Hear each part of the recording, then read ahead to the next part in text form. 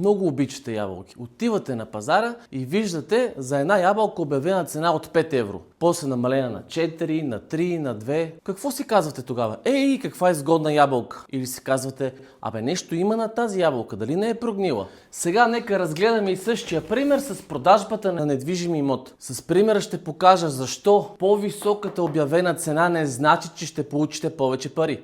Да кажем, че за имота, който продавате, продажната цена му е в диапазона 225-228 хиляди евро. Обаче, моето винаги е най-хубаво и вие решавате да излезете на една доста по-висока цена с идеята да си кажете, ние ще намаляме цената, някой като дойде така или иначе ще иска коментар. Обаче какво се случва? Минава много време, никой не се обажда, вие всеки път намаляте цената, след 4-5 месеца купувача какво казва? Може би тази ябълка е изгнила. Това е в мисълта на купувача. Имота може да е безупречен, но понеже сте излезли на много по-висока цена, интересът в началото е загубен.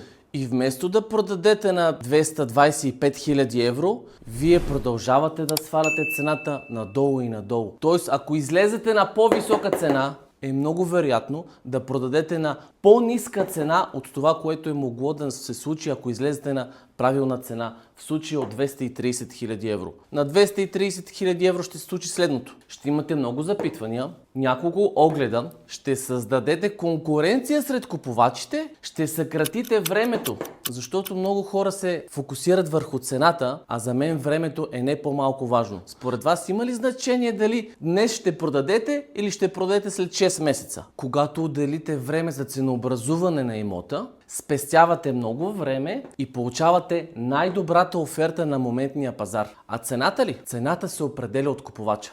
Ако искате да продадете на най-добрата цена на моментния пазар и да съкратите времето за продажба, знаете какво да направите.